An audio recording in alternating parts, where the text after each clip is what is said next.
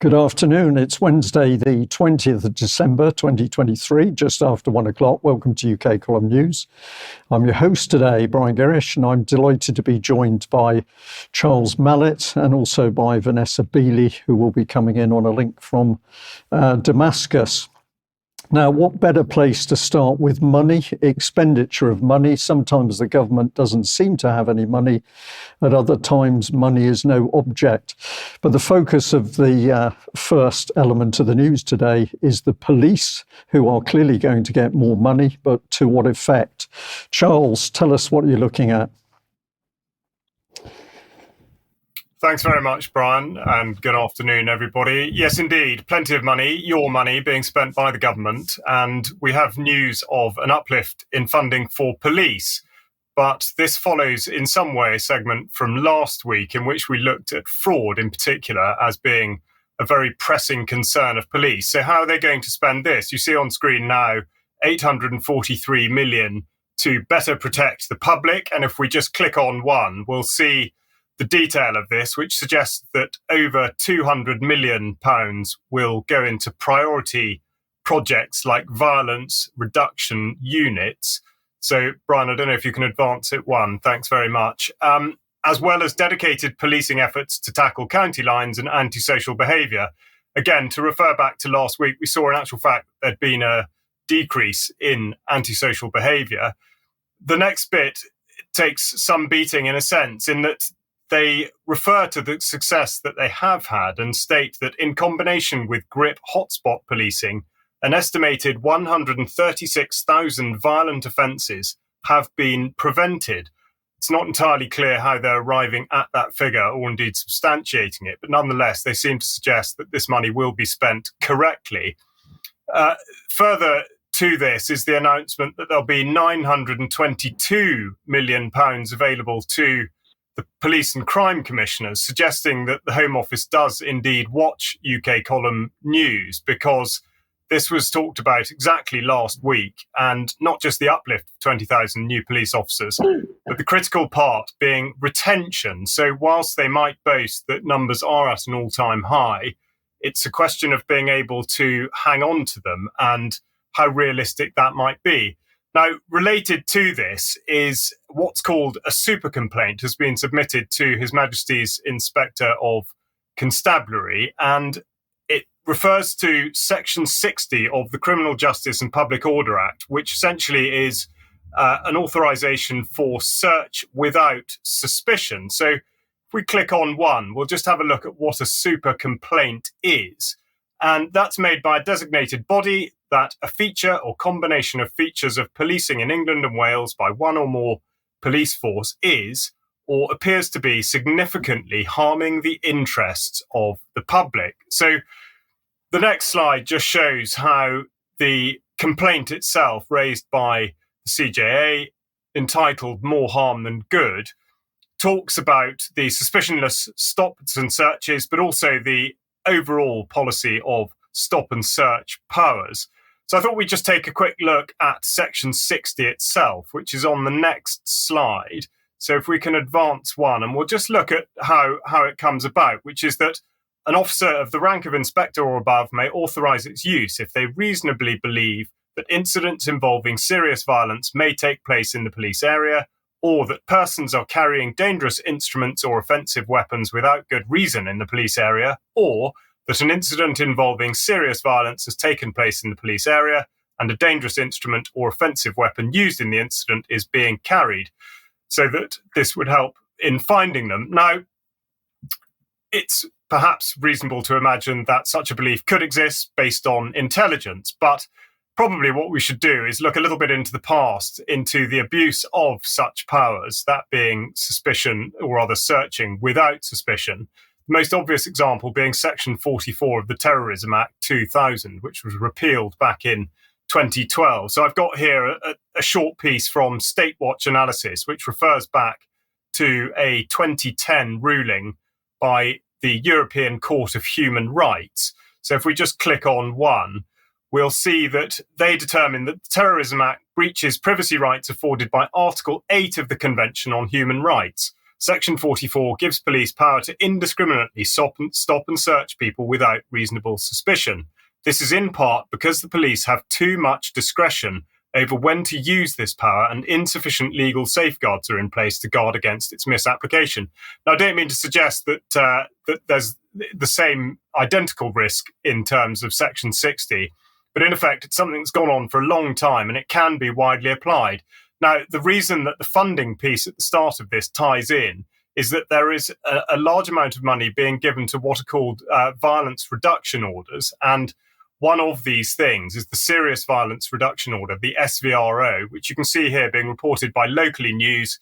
Merseyside police are carrying out a trial period. And in a nutshell, this enables police to search without suspicion somebody who may have been involved in a previous incident involving a knife. Now, there isn't time to go into all the detail now, but what I would leave you with on this segment is the title of an article that I'd written back in May of this year, which was all about searching without suspicion, and in particular, the Serious Violence Reduction Order. All this relates to Section 60 and indeed the money that can be made by police forces by putting themselves forward to tackle serious violence. So exactly like you say, Brian, money being spent in large quantities, but to what effect? And the idea that an organisation like the police or indeed the local authority can make money depending on how it uses government grants and government funding, I find one deeply worrying. Let's move on to the subject of banking and money supply. Now, this is an issue which is really fundamental because everything that moves is driven or controlled in some way by money. And it's an issue which the UK column has been raising for many years, but we never seem to be able to ground things out. Now, I decided that today I'd bring people's minds back on some building blocks of money and money supply in UK. And we're back on the subject of the Bank of England. Encourage people to go and have a look at their website. But let's look at this little clip from the Bank of England about them. Hi, my name's Tiago, and I work at the Bank of England. The Bank of England is the central bank of the United Kingdom. We're different to a bank you would come across in the high street. That means we don't hold accounts or make loans to the public. We issue banknotes that you spend in shops. There are over 3 billion of these notes in circulation, worth over £60 billion. We set the official interest rates for the United Kingdom. This is called bank rate. It directly influences the cost of savings, loans, and mortgage rates. The Bank of England also keeps a close watch on the financial system, so you can have confidence that your money is safe in good times and in bad. So as usual, the childish cartoon, children's cartoon, but delivered as if it is for adults. Does it give us any real answers over what the Bank of England is doing, who it's interfacing with, how decisions are made on the printing and issuance of money? Not really. But we can look at a little bit more detail from their site. So this gives an overview at the top here. If we do this very quickly, it says banks buy banknotes from us and pay us to set interest rates and protect the financial system. I believe there's a lot of questions to be asked in that little nest of vipers. Financial companies pay us a fee to cover the cost of regulating their activities, and our financial assets generate income for the Bank of England itself, so that's all good. But they are lovely people, so they pass on all the profits we make from printing banknotes to the Treasury. We normally pass on half of our other profits to the Treasury, so that's all good. And finally, we return about 250 million each year to HM Treasury. So that all sounds good, but it doesn't give us any detail about what's really going on. We can ask, or they can ask, where does our funding come from? It talks about the printing of the banknotes. It says that banks and building societies fund our work to set interest rates and protect the financial system. How these things actually work become ever more complicated as you delve into them. And it also says that banks, building societies and insurance companies pay us a fee to cover the cost of regulating their activities. So they're all in bed together, but there's regulatory responsibility on the bank for which it gets paid by the people it regulates. And it also talks about income from financial assets over 325 years.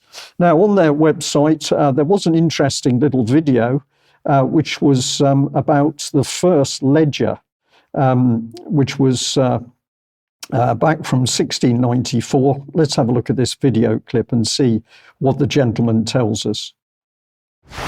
For this year's Explore Your Archive campaign, we're going to be looking at some of the fantastic items in the Bank of England archive. My favourite item is Bank Stock Ledger number 1. The Bank of England was founded in 1694 to raise £1.2 million for the government to fund a war with France. Over 1,500 people invested and their names are contained in this book. The first names in the ledger are King William and Queen Mary. They invested £10,000. Of course, not everyone had that sort of money. Thomas Smith, a chemist from Westminster, only invested £25. The Bank of England archive has over 80,000 items which reflect the operations and the work of the bank over 300 years, but it all starts with this ledger here. So I found this clip very interesting because, of course, it tells us that the origins of the bank were absolutely in order to prosecute a war with France at the time, and a mere 1,500 people were able to put their money in to make sure that that war happened. We're in 2023 now. Has anything changed? And I don't really think so. But if we look at some of the points about the bank in more detail, we've got this. This is from UK Parliament, but it's talking about the financial revolution in May 1689. Parliament declared war on France following the wishes of the new king. At the end of this war, it emerged, UK we're talking about, as a leading European power, and Parliament more powerful than before because of its increased control over the Crown's finances. So a lot of questions about how Parliament was taking power there. But here we've got raising money for war. The Commons, which have been in charge of initiating supply bills since the 15th century, deliberately kept William III underfunded, ensuring he and his later successor Anne had to keep Parliament almost continuously in session to get the money necessary to run a war. Manipulation by Parliament, but at the end of the day, we can see this is about running wars. And more goes on, talking about sums of money raised.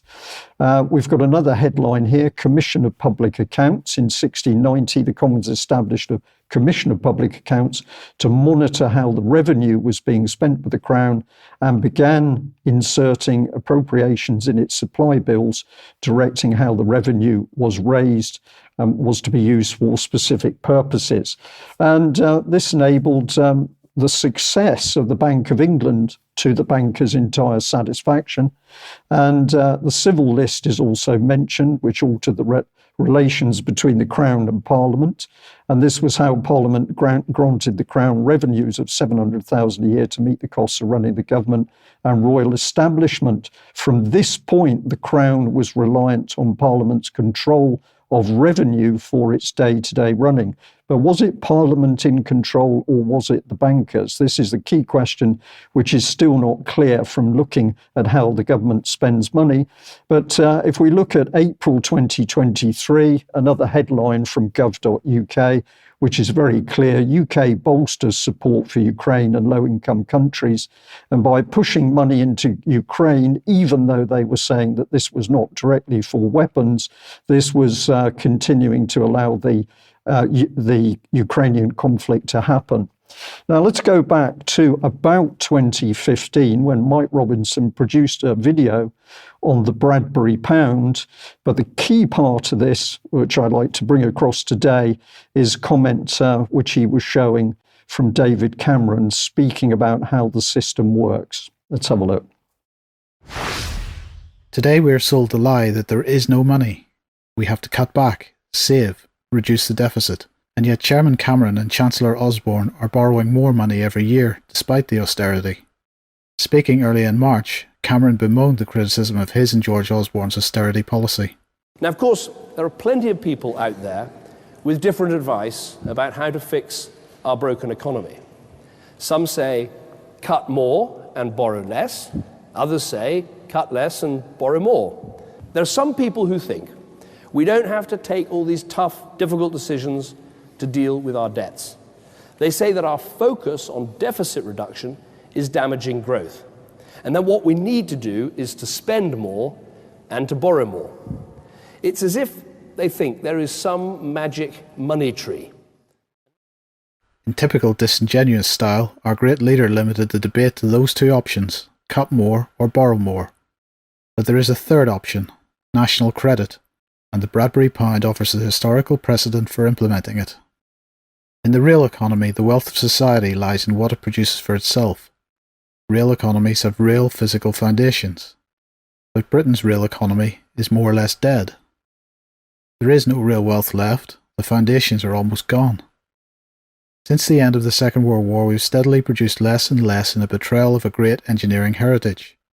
Today, instead of a lifetime career in the industry of our choice, the majority of us are required to find jobs stacking shelves or serving coffee so that we can buy the products we stack and serve. As for the real physical foundations of our economy, those have been sold to corporations to be systematically asset stripped. Even the assets we still own are in a state of collapse. Within a year or two, we will have a shortfall of energy supply. Our water infrastructure continues to leak. Our roads are in such disrepair that real physical damage is being done to people's cars. Our railways are in such disarray that companies find it cheaper to pay the penalties and walk away from franchises, and yet ticket prices continue to rise 10 times faster than inflation. It is nearly 6 years since the banking crisis which brought us into this great recession. In those years, so-called frontline services, including in the NHS, have been cut, yet government spending continues to rise. What are they spending the money on?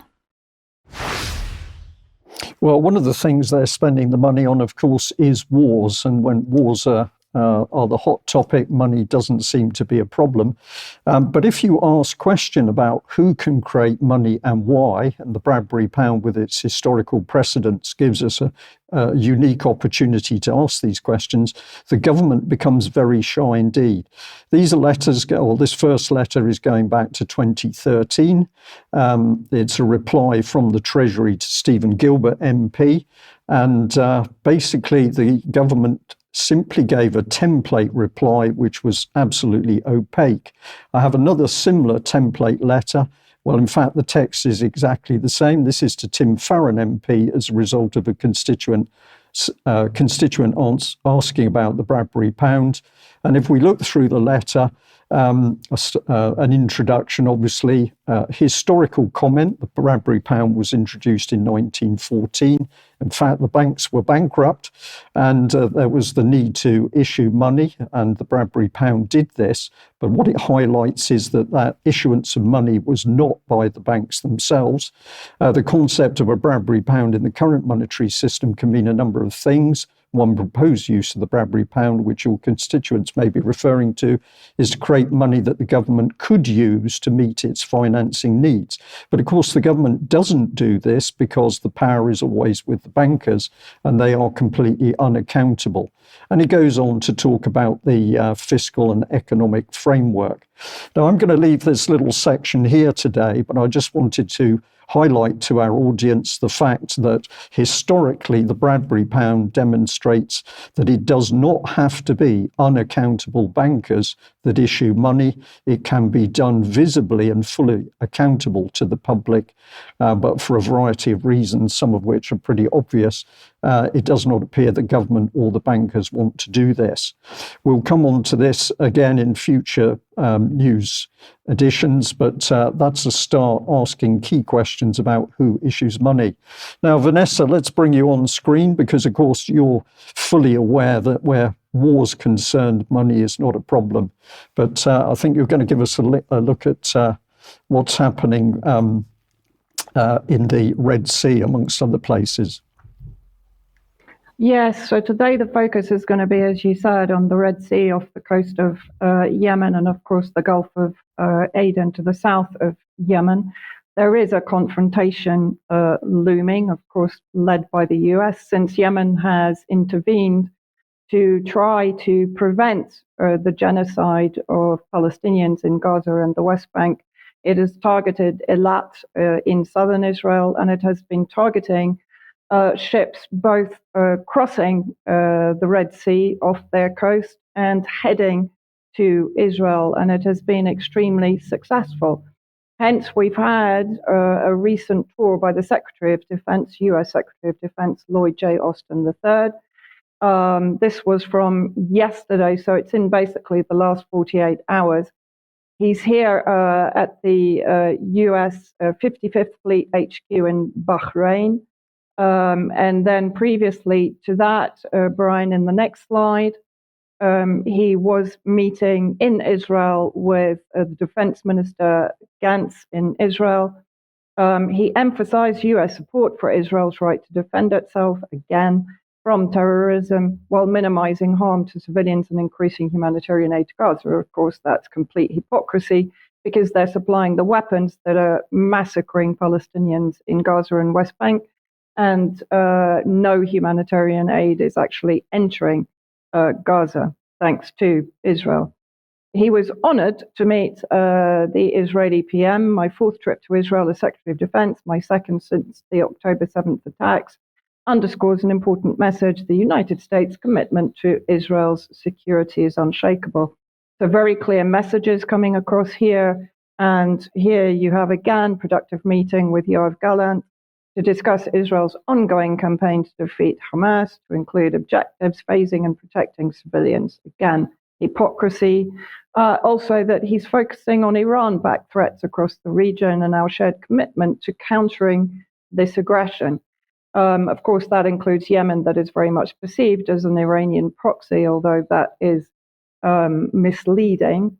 And previously, on December the 15th, he spoke to his counterpart in the UK, Grant Shapps, to discuss the ongoing threats to civilians and global shipping posed by Houthi and Ansarullah, which is a resistance movement, attacks on vessels in the Red Sea. These reckless and illegal attacks are an international problem that must be addressed. So it's okay for the US to support Israel's genocide against Palestinians, but it's not okay for Yemen to come to the support of those Palestinians that are being slaughtered in their droves. And finally, just this little clip of part of his press conference, where again he reiterates unconditional support for Israel. Just play the video, please. As John F. Kennedy said in 1960, America's friendship with Israel is a national commitment. That was true then, and it's even truer now. The United States will remain Israel's closest friend in the world. As I've said repeatedly, our support for Israel's security remains unshakable, and it always will. Of course, what we're seeing here are huge similarities between Zelensky and Ukraine and US unconditional support to destabilize Russia and the US support for what is effectively their military outpost in the Middle East in order to destabilize, balkanize, and fracture the region. Here we have Austin trying to lobby the Saudi Minister of Defense to discuss Houthi threats to freedom of navigation in the Red Sea and our desire to work with like-minded partners to secure safe passage for global shipping. So what does that actually mean? Well, what Austin has done is to create an international task force to protect shipping from Houthi attacks in the Red Sea. The group will be called Operation Prosperity Guardian. I love how they always find these superlative nomenclature for their various operations, which always end in the slaughter of the peoples that they are targeting, and includes the UK, of course, primary partner, Bahrain, Canada, France, Italy, Netherlands, Norway, Seychelles, and Spain. Spain has actually withdrawn, citing that it will only join if the EU and NATO get involved. This article in Politico, the US weighs strike options to deter Houthis from more Red Sea attacks. And let's have a look at the shipping companies that have been affected in the next slide, please, Brian. So the Pentagon in recent days has moved the Dwight D. Eisenhower carrier strike group from the Persian Gulf into the Gulf of Aden off the coast of Yemen. And then moving on, Brian, we can look at the other naval presence there.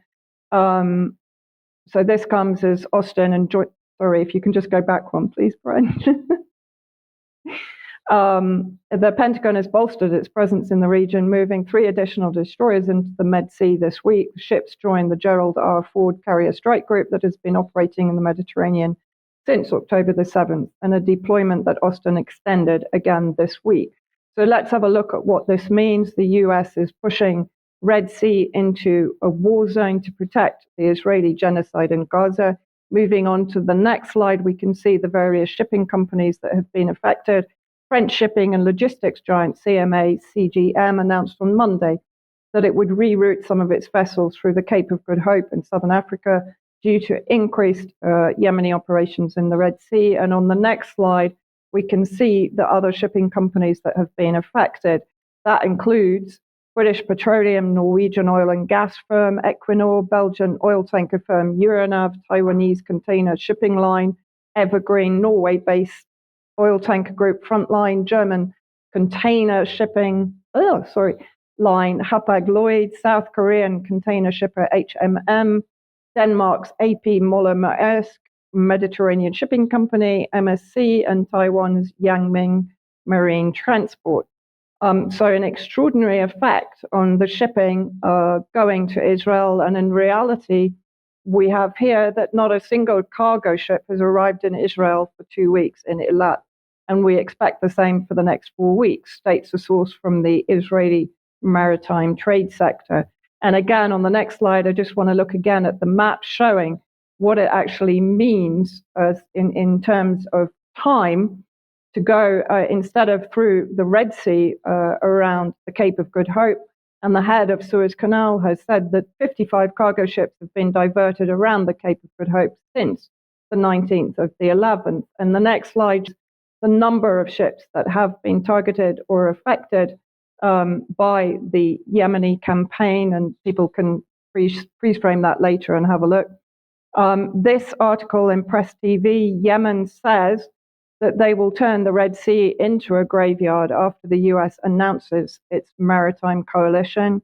Yemen's defense minister, on the next slide, has denounced the formation of a US-led maritime task force in the Red Sea to protect the passage of merchant vessels bound for the Israeli-occupied territories, cautioning the Western alliance that any assault on Yemeni soil will have dire consequences. We are in possession of munitions and military gear that can sink your warships, submarines, and aircraft carriers, Major General Mohammed al-Atifi said on Monday. And the Yemeni armed forces will turn the Red Sea into a graveyard of the US-led coalition. Yemen is known historically as the graveyard of invaders. And a quick look at this map just shows how strategically Yemen is placed to prevent the shipping entering the Red Sea and heading up towards Eilat in southern occupied territories of Palestine and in the Gulf of Aden. So what has actually happened is that Israel has triggered the UAE to establish a land bridge between ports. This was reported in Israeli media earlier in December. And in reality, what does this mean? The next slide will just show the map. So it means that now there is supplies being taken by land from Bahrain and UAE to the port of Haifa in northern occupied territories or Israel. And so therefore, the Yemen campaign is very successful. It's successful from another perspective also, the sense that a French frigate recently had to fire an Aster-15 surface-to-air missile, which cost $1 million, against a Shahed-type drone, which cost $20,000. And as a French chief of defense staff, General Thierry Bouchard, said earlier this month in a conference in Paris, when you kill a Shahed with an Aster, it's really the Shahed that has killed the Aster. That excellent report. What caught my attention was Austin's use of the phrase his loyalty to Israel was unshakable, because that was what David Cameron said when he was Prime Minister all those years ago. And we've got exactly the same background from Grant Shapps. So the loyalty, is the loyalty to UK at the moment, or is the loyalty to Israel? I'm not sure, and we'll watch things with interest.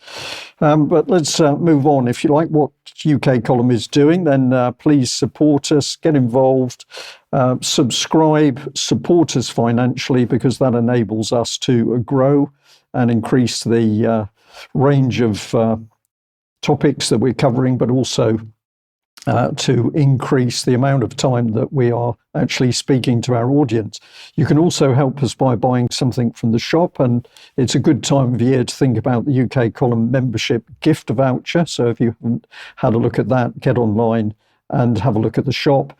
And of course, share the material, because this is a key point for us, is we're putting out information and evidence and facts in order for people to share them as widely as possible. Now, on Thursday, we've got Down With This Sort of Thing. This is Graham Linehan, who will be speaking out on the trans issue. He's a writer and creator, co-creator of Father Ted, Black Books and the IT Crowd. And he's been speaking out about life after talking about transgender issues. So he's been censored and cancelled. And basically, he's put out a memoir, Tough Crowd, How I Made and Lost a Career in Comedy, which was published in October this year. So a very brave man standing up and talking about what happens when you criticise the trans agenda. So stay posted for that at 1 p.m. Tomorrow. Now, we've also got the Pfizer report number 89, based on a lie, with Chris Flowers. So look out for that one. And this is some pretty unique work by the UK Column to stand alongside Cheryl Granger and the American team who are talking about the Pfizer report. This is a huge amount of data and a huge amount of analysis required. So that team doing great work, and we're delighted to help promulgate what they are reporting. This is the UK Column section, which you should look for, the UK Situation Room.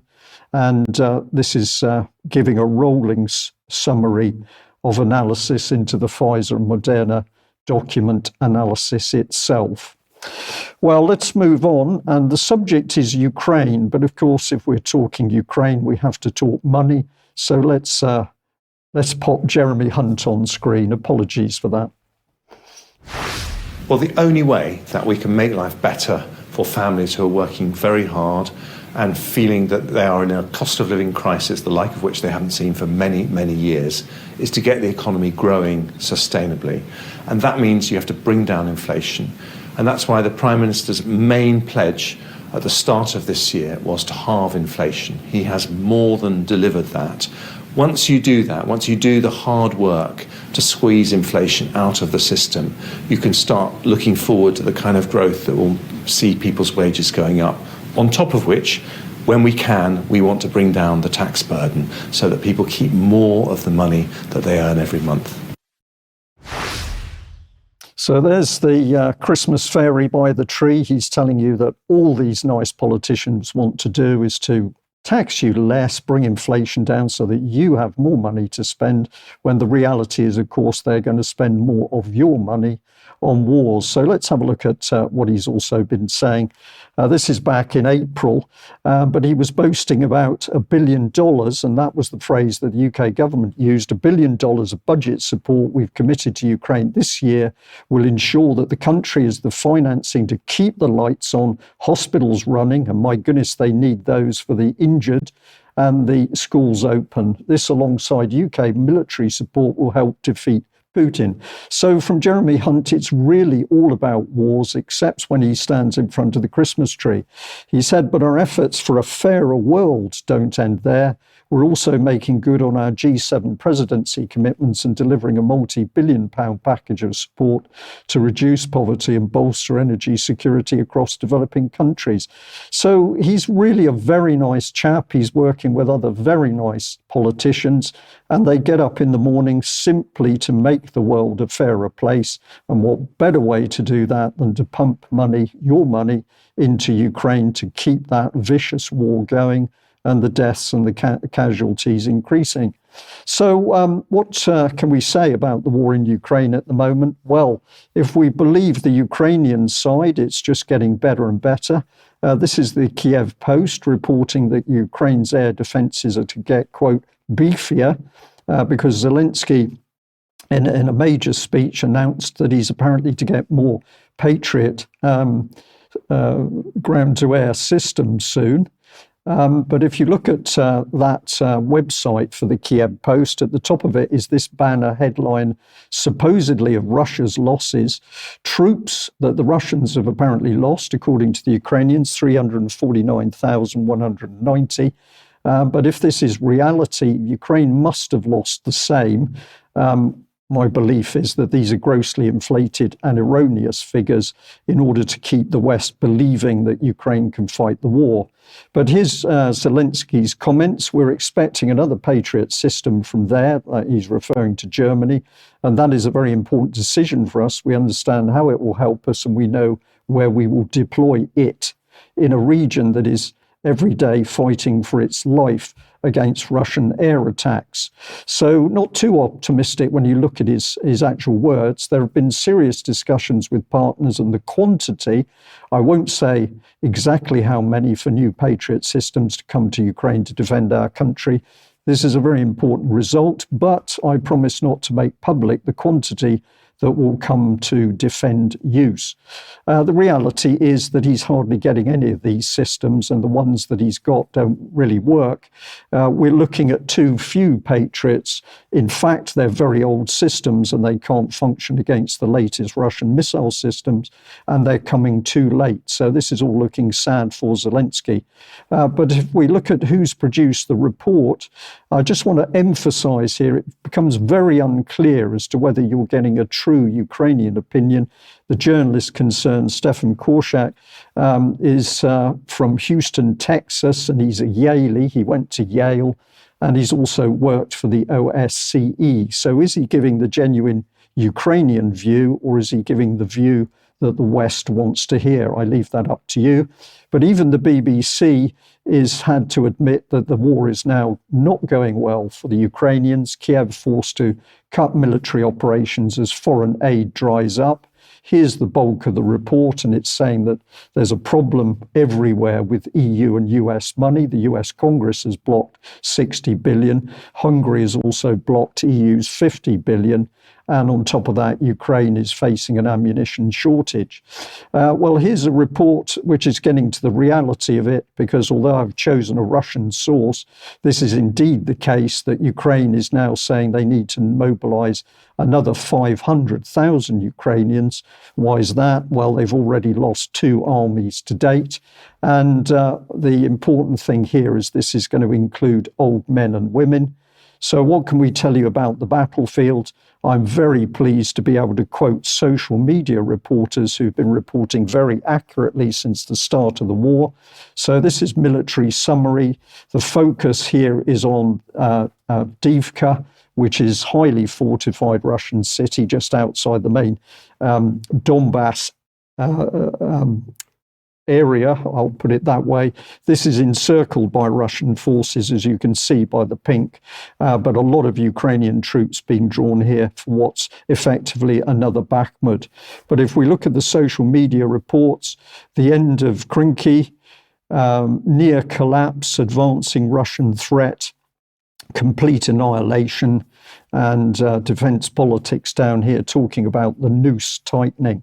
So the reality is that Ukrainian is losing this war increasingly quickly as the money and the ammunition runs out. Well, let's bring you back on screen, Charles, and tell us about what's happening with Clearview AI and the Information Commissioner. Thank you, Brian. Further emphasis on the confusion and the potential perils surrounding artificial intelligence, and in this case, particularly facial recognition, and the lack of thought that's gone into its regulations. So the issue that I want to bring up is the Information Commissioner, who last year attempted to fine Clearview for a breach by way of harvesting data that they shouldn't have been able to. And their tribunal has ruled against the Information Commissioner. So we'll just go on one and look at the detail from that tribunal, which was heard last year, gave a decision in October this year. And I'll just take a little bit of text out of that decision, which are the reasons. Number one, so if we click on one, we have concluded that the Information Commissioner did not have jurisdiction to issue the enforcement notice and the monetary penalty notice to Clearview AI, because although the processing undertaken by Clearview was related to the monitoring of data subjects' behaviour in the United Kingdom, the processing is beyond the material scope of the GDPR and is not relevant processing for the purposes of Article 3 UK GDPR. So you might be wondering, really, what is the purpose of GDPR and how can a jurisdictional issue have played such a part in this to effectively render the Information Commissioner utterly powerless? So we'll just bring a quote from him on screen now. He's a man named John Edwards, and he said in respect of this decision, he said, "I fully respect the role of the tribunal to provide scrutiny of my decisions, but as the defender of the public's privacy, I need to challenge this judgment to clarify whether commercial enterprises profiting from processing digital images of UK people are entitled to claim that they are engaged in law enforcement."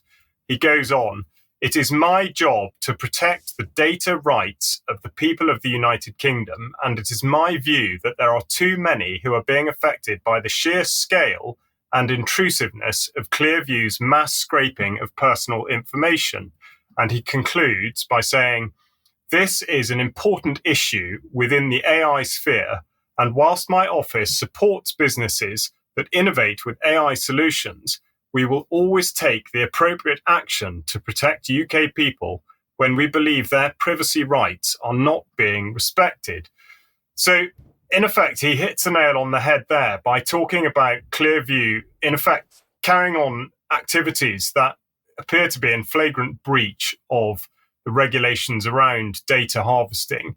But because they say that it specifically refers to law enforcement, they in effect seem to be able to get away with it. So we'll just have a quick look at Clearview.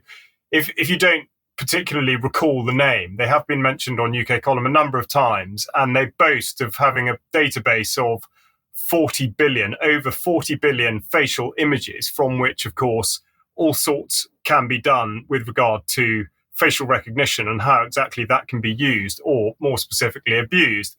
They then go on, if we click on one, we'll just look at the way they describe their support for US law enforcement agencies. So they talk about accelerating your investigations and that their revolutionary investigative platform enables quicker identifications and apprehensions to help solve and prevent crimes, helping to make our communities safer. So there may be a grain of truth in that. However, first of all, are they going about it in the correct manner? Secondly, has the legal system in effect caught up at all? And then we have to look at the application of this. So the next slide shows a fact sheet from the Home Office about the police use of facial recognition in the United Kingdom. And if we click on one, we'll see that in the text from that fact sheet, we have a statement saying that following a possible live facial recognition alert, it is always a police officer on the ground who will decide what action, if any, to take. As with normal investigations, the investigating officer must form reasonable grounds to suspect the person identified is responsible for the commission of an offence and that there is justification for an arrest. The standard procedures for investigation, evidence collection, arrest, charge, and prosecution are followed. I think the question here really is whether it's the tail wagging the dog or not. Is it realistic to think that police will be thinking on their own feet when they've been told, in effect, by a computer that such and such a person has commissioned an offence? So is there potential for this to go wrong? Most certainly. We'll look back on the next slide at a study from 2016 reported on by the Innocence Project, when artificial intelligence gets it wrong. And if we go on one, Of course, the counter-argument will be that this is now some years out of date and that it works better and all the rest of it. But this goes back to a Georgetown University study in 2016, and they allowed police officers to run or request to have facial recognition searches run against their driver's license and ID databases. Based on this figure, the centre estimated that 1 in 2 American adults has their image stored in a law enforcement facial recognition network. Presumably that figure will be much higher now. Furthermore, given the disproportionate rate at which African Americans are subject to arrest, the centre found that facial recognition systems that rely on mugshot databases are likely to include an equally disproportionate number of African Americans. So again, it touched on by almost every other aspect of policing. The racial issue doesn't seem to have really been brought out, at least not where Clearview is concerned. Just go on for last quote here from the police chief, who says, James Craig, Detroit police chief, saying that if the city's officers were to use facial recognition by itself, it would yield misidentifications 96% of the time, which, okay, is a statistic, and they have to question exactly how he's come by it. But nonetheless, it is a perfectly staggering figure to put out that it could be this inaccurate. So in addition to the legal and technical and other issues, we've then got the idea of effectively sort of impartial or objective use of it. And is it going to be law enforcement agencies deciding upon how they use it or not? What influence does Clearview itself have over the application of its tools? So we'll go on and have a look at what they've been doing in Ukraine. Sorry. And they are very proud to state that when Clearview employees saw the images of the destruction from the Ukraine and Russia war, the team began brainstorming different ways our technology could be used to help. Well, what do they mean by that? Their chief executive wrote a letter to the Ukrainian government listing several potential use cases for our technology that could help Ukraine defend itself against the Russian invasion, which included reuniting refugees separated from their families, identifying Russian operatives, and helping the government debunk false social media posts related to the war. So we'll just click on one before we summarize, but they then have a sort of highlights part to this, which is saying that you can read more about how Clearview has helped the Russian and Ukrainian war, how facial recognition technology can make the world safer, and the implications for future wartime conflicts. And then Time magazine had a piece entitled Ukraine's Secret Weapon Against Russia is a Controversial US Tech Company. So if we think back to what we've looked at already, first of all, the legal and the technical things, but now we have an astonishing bias. So we're really to imagine that in terms of law enforcement, that Clearview itself is not in some way going to be able to act in such a manner, or at least spike the system in such a manner that it will behave in effect with a mind of its own. And also specifically with Ukraine and Russia, it provides a very good example. If we know that it's able to make mistakes, and indeed a lot of mistakes, how on earth in a situation involving combatants can there be any certainty that it's correctly identifying those sorts of people on the ground? So this case with the Information Commissioner's Office is one that we will continue to follow at UK Column, because it really does expose the many, many issues that have not been considered and have not been bottomed out by the government or indeed the corporate entities that are dealing with this, much less so the police. Charles, thank you very much for that. Lots of questions there. More money for the police, more surveillance, but we can't trust the surveillance that we are getting. Is it keeping us safe? I didn't get that impression. Vanessa, let's bring you back in, and you're going to talk about NEOM, the city, the linear city, and what it really means. Yes, the line, as they call it, as the Saudis call it. So this is an article in the Times of Israel from 2021. As Saudis sell the city of the future, the 5-minute city of the future, investors and critics see a desert mirage. It's a rather doom-filled critique of the line, and that was back in 2021. But I wanted to look at today how it plays in to the map of Greater Israel. So I just want to remind people of what the NEOM is. So if we can just play the video, please, Brian. In civilization is taking place.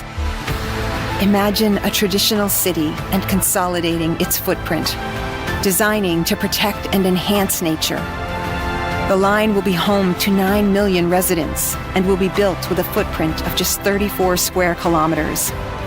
And we are designing it to provide a healthier, more sustainable quality of life. The line's communities are organized in 3 dimensions. Residents have access to all their daily needs within 5-minute walk neighborhoods. And the line's infrastructure makes it possible to travel end to end in 20 minutes with no need for cars, resulting in 0 carbon emissions. By leveraging AI technology, services are autonomous, saving you time and effort. Designed by world-leading architects, the line is 500 meters tall, 200 meters wide, 170 kilometers long, and housed within an elegant mirror glass facade. Intelligent solutions create efficiency and year-round temperate microclimate with natural ventilation.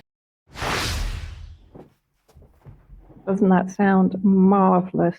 If we take a look at the map of Greater Israel, and of course, although it's called Greater Israel, how I see this is very much, as I said, the use of Israel as a proxy, and of course, the settler state of Israel is bang center in the redesigned Middle East, which also, of course, serves the global hegemony of the US-led coalition, which includes the UK. And the red circle is where the NEOM line is proposed to be. So again, that suggests that Israel will be the center of this carving up of the Middle East. And if we have a look at the next map, it will show more clearly how NEOM is basically 60 kilometers away from Eilat and very close to, on the Egypt side, Sharm el-Sheikh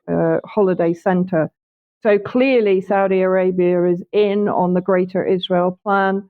NEOM is part of that. And of course, the technology for the future, the 15-minute cities. Here, of course, we've got the 5-minute cities. And guess what? In the Red Sea, which is off the coast of the Horn of Africa, and Yemen, and Saudi Arabia, of course, the Middle East, untapped oil and gas region. People can have a look at that. But what I also wanted to show is how this all plays into what we talked about just now also. So you have the land bridge from Bahrain and UAE. UAE, of course, normalized relations with Israel back in 2020 under the so-called Abraham Accords. Again, you've got the colored-in red circle, which is the NEOM city, so Saudi Arabia involved.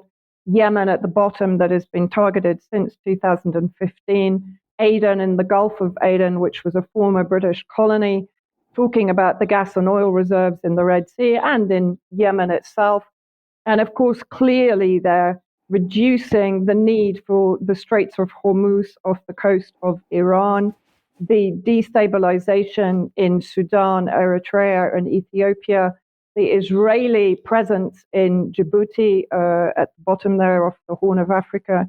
So what we're seeing here is shaping up to be basically a US land grab, the prevention of the rise of BRICS, the prevention of the rise of Iran. And it's certainly no mistake that today in a German court, an attack on a synagogue in an area called Bochum in 2022 has just been blamed on Iran. And of course, we know from Wesley Clark's predictions earlier in the 2000s that Iran is the ultimate target country.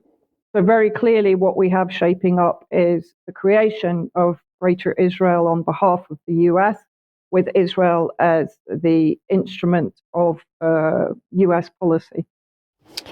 Vanessa, thank you very much for that. And for our audience, if you'd like to know more about the linear city, you might like to look at the interview I did with eminent architect and urban planner Leon Krier.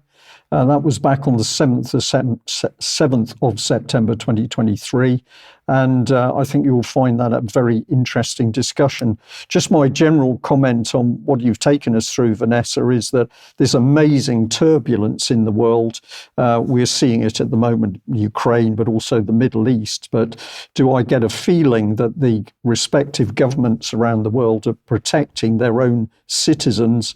I don't. I think that those citizens are all to be squashed under the geopolitical boot in due course. We will see whether I'm right. But one of the things UK Column has been pointing out, of course, is migration. And on Monday's news, I think it was, I was mentioning about migration, and I wanted to put up a graph, which I couldn't put up at the time, a spreadsheet. So this is the headline. If you go and search for it, it's from the UK, gov.uk site, policy and legislative changes affecting migration to the UK timeline. This enables you to download a spreadsheet. I've got it here, I've animated it.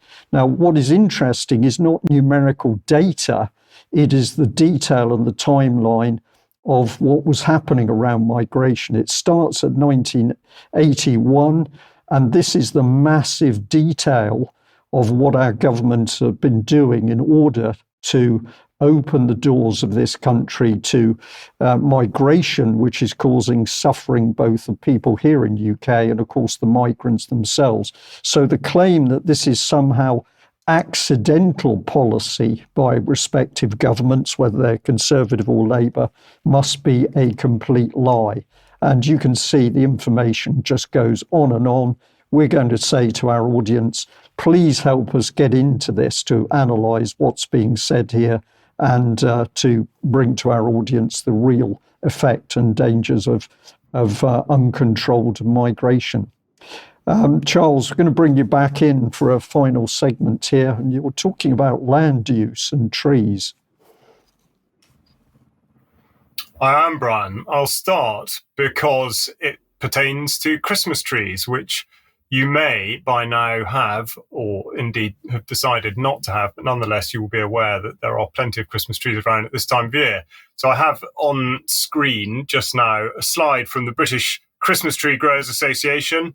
And if we click on one, we see that approximately 6 to 8 million Christmas trees are sold in the UK each year.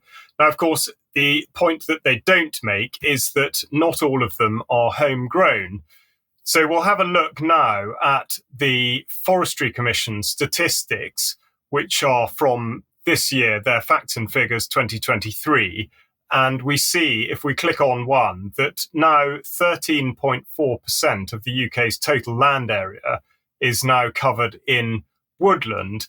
This represents an enormous increase since the commissioning, the inception of the Forestry Commission in 1919, when it was about 4% after the end of the First World War. Of course, we mustn't forget that the Forestry Commission's purpose was to increase timber stock after so much of it was used in the First World War.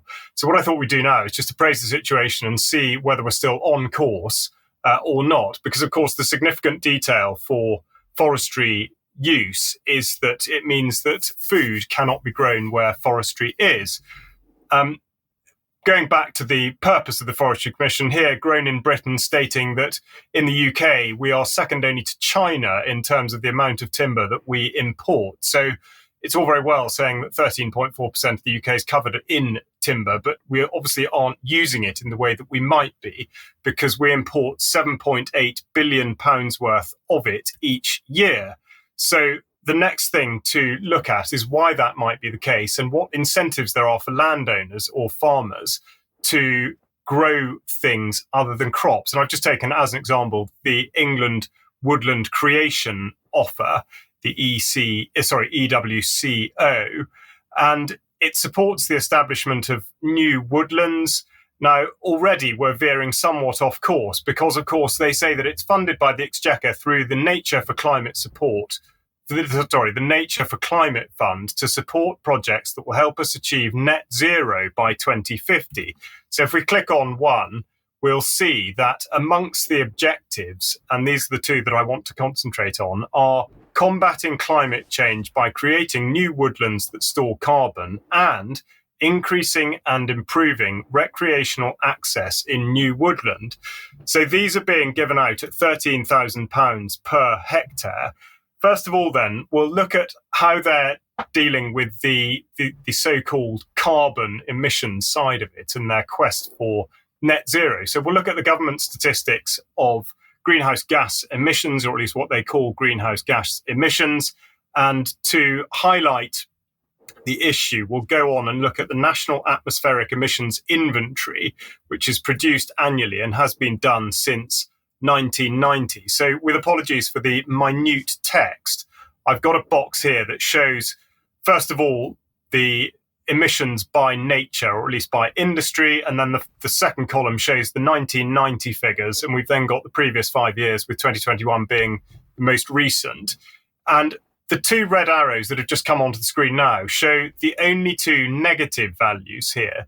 So what this means is that every single one of these industries is in effect deemed to be producing carbon dioxide or greenhouse gases. And these are the only two that are in effect able to mitigate and work towards the net zero pie in the sky.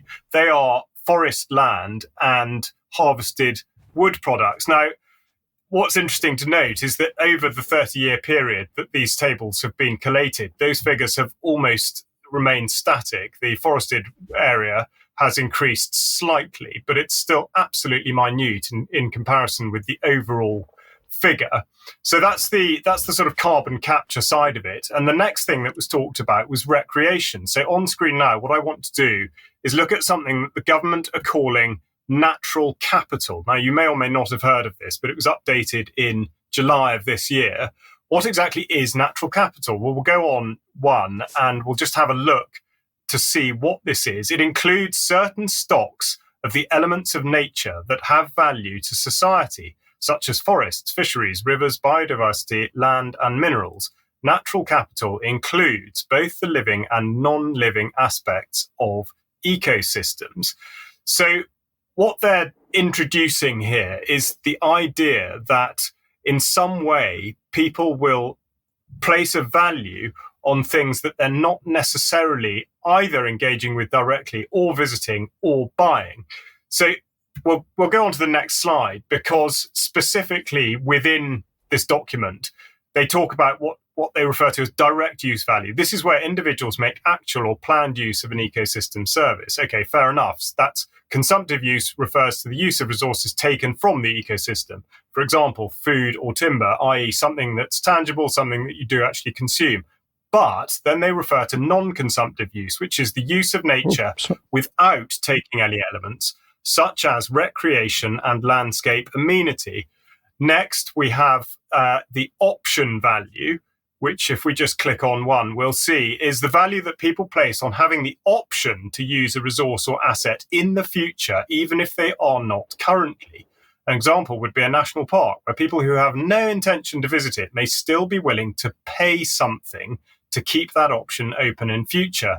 It can be thought of as a form of insurance, such as a wide species mix in a particular habitat as conditions change.